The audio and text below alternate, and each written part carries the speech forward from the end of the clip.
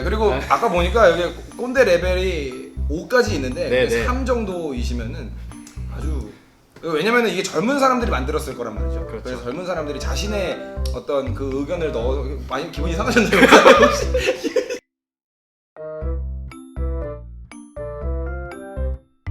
네, 사실 꼰대인지 아닌지가 저희가 궁금했던 부분이 아닙니다. 그건 전혀 궁금하지 않았습니다. 네. 그냥 네, 생각보다 재밌는 결과가 나와가지고 네. 이제 저희는 꼰대라는 말 자체가 세대 차이에서 파생된 말인데, 그래서 이렇게 서로가 이해가 안 되다 보니까 저희 같은 젊은 전도사들은 이제 목사님들을 보면 꼰대 이렇게 얘기를 하기도 하고, 이제 어른 목사님들께서는 저희를 보고 야, 내가 해봤는데 니들은 뭔데 이렇게 대한다는 거죠. 근데 그런 간격을 좁힐 때 사실 비로소 좋은 사역들이 이루어질 거라고 저는 생각을 하거든요. 그래서 좀 15년 전 사역의 이야기를 들으면서 좀 서로의 차이를 좀 이해하고 더 좋은 청소년 사역을 만들어가고자 좀 이런 자리를 만들어 보았습니다. 제가 군대 제대하고 이제 학부 4학년 때 교회를 처음 왔는데 2005년 1월에 왔습니다. 사실 저는 제가 이 교회 원래 영어 예배를 담당하는 전도사로 왔죠. 네네. 영어 예배를 담당하는 전도사로. 근데 와서 보니까 이제 영어 예배 전도사 하는 줄 알았는데 그 당시 담임 목사님께서 네. 저한테 혹시 청소년부는 못하냐고 물어보셔서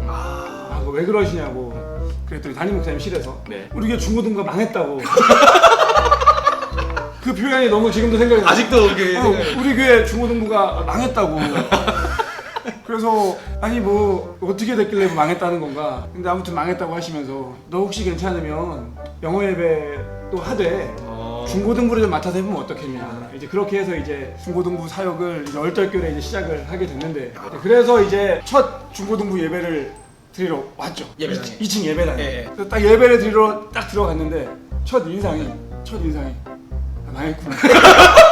그 말이 맞구나. 그 말이 맞구나.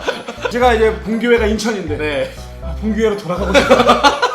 이 본교회 형들이 지금 나 서울로 전도사 나간다고 다 축하해주고 축복해주고 얼마나 서울 가서 이제 사역 잘하겠구나 이제 이럴 줄 알았는데 딱 보는 순간 갑자기 이제 눈물 나고 부모님 생각나고 네네네. 하면서 진짜 망했구나. 네. 그렇게 이제 중고등부 사역을 어쨌든 시작을 하게 됐습니다. 그러면 이제 진짜 그 망한 청소년부를 어떻게 바꿔 나가셨는지를 좀 저희가 듣고 싶습니다. 예배를 솔직히 어떻게 바꿔 나가셨는지를 일단은 먼저 말씀을 해주시죠. 그 당시에 이제 제가 뭘 혼자서 바꿨던 건 아니고 그래도 망한 중 다행으로 함께 사역을 하는 신학생이 2명 있었어요. 네. 후배. 네네. 그 후배 두 분이 굉장히 열정적인 분들이셨고 네네. 그분들도 뭔가를 잘 해보고 싶은데 이 교회 환경에서 뭐가 잘 안 되고 있는 열정이 있으나 그 상황에 저도 이제 합류를 하게 된 거고 그러면서 저희가 이제 예배에 대한 질문을 하셨는데 우리가 관심을 가졌던 게 그냥 예배를 어떻게 드려야 된다 이런 것보다는 좀 이 아이들을 좀 잘 케어해야 된다. 그리고 이 아이들이 교회에 잘 올 수 있도록 만들어야 된다라는 어떤 좀 그런 마음이 훨씬 더 컸던 것 같아요. 관계를 형성하는 게 좀 굉장히 중요하겠다라는 생각을 했습니다. 그리고 그 당시에 교사가 한 명도 없었어요. 2005년 1월에 사역을 하러 왔는데 교사가 0명이었어요. 아이들은 그 당시에 20명이 채 안 됐습니다. 15명에서 20명 사이 출석 인원이 그러니까 교인 자녀분들 거의 이렇게 교인 이런 자녀들만 느낌으로. 남아있는 네네. 느낌이었습니다. 그러면은 이제 그 관계를 쌓으시기 위해서 어떠한 일들, 어떠한 사역들을 하셨는지에 대해서 하나씩 조금 얘기해 주시면은. 일단은 그냥 몸으로 부딪히자라는 생각으로 금요일 그리고 토요일에는 항상 당사중학교 그냥 그걸로 무조건 나갔어요. 그래서 학교에 가서 끝나는 시간에 이제 전도라는 이제 명목으로 갔지만 사실은 그냥 노는 거죠. 애들이 만나서 끝나고 나면은 이제 뭐 아이스크림도 사주고 교회 와서 라면도 먹게 끓여주고 네. 그렇게 하면서 관계를 좀 쌓아갔죠. 이 중학교 친구들하고 그리고 이 교회 안에 있는 교인 자녀들 네. 그리고 교회를 다녔다가 떠난 친구들 뭐 개인적으로 이제 연락을 좀 하고 네. 만나고 뭐 이런 작업들이 이제 진행이 됐던 겁니다. 네. 사역도 이제 작업이라는 표현은 그렇고 근데 감사하게 그 이제 막 노는 친구들 중학교에서 이런 친구들이 교회에 와서 같이 잔 다음에 예배를 드리고 했었거든요. 그럼 저는 이제 아침에 주일날 일찍 교회에 올 때 제가 뭐 김밥을 사오기도 했었고 아침밥. 네, 편의점에 들러서 네네. 빵을 사오기도 했었고 그렇게 했던 기억들도 근데 어쨌든 그렇게 사역을 하시니까 청소년들의 반응이 좀 있었나요? 반응이 있었죠. 생각보다 되게 짧은 시간 안에 청소년들이 많이 왔어요.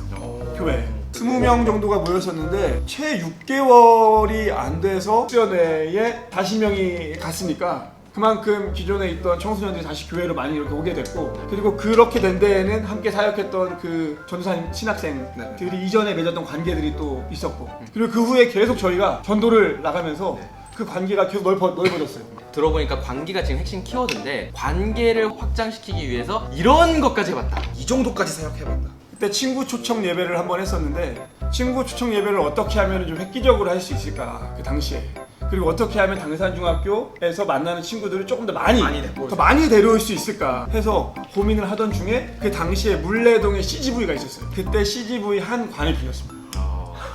통째로 172석인가 그랬던 것 같아요. 혹시 가격이 그때 당시 기준으로 제 파트타임 사례비가 다 들어갔습니다.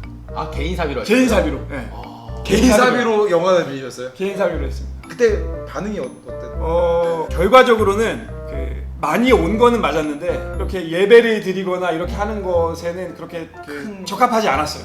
네, 그때 그게 좀 아쉬웠던 기억이 나요. 그때 왔던 이제 처음 이제 교회는 아니지만 이제 교회가 주최한 친구 초청 예배에 영화관으로 왔던 친구들이 굉장히 고마워했던 기억이 있어요.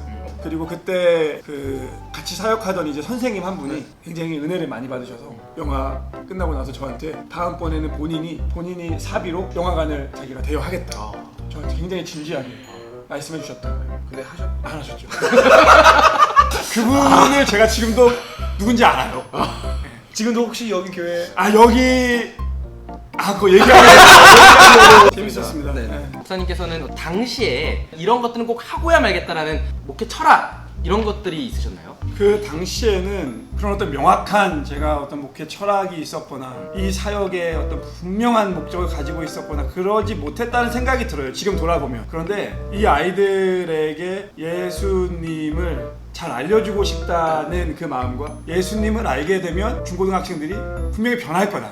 그리고 그 예수님을 알게 하기 위해서는 단순히 그냥 말로써 이제 복음을 전하는 것에 방점을 찍은 게 아니라 이 아이들에게 삶으로 우리가 무언가를 보여주는 것이 중요하다라는 생각을 많이 했던 것 같아요. 그래서 저와 함께 사역했던 그 당시 동역자였던 그 전도사님들이 그런 부분을 굉장히 신경을 많이 썼던 것 같아요. 저희가 그 당시에 아무튼 아이들의 영혼을 좀 변화시키는 것에 초점을 맞췄지만 그러기 위해서 우리가 이 아이들을 사랑해야 된다. 그랬던 것 같아요.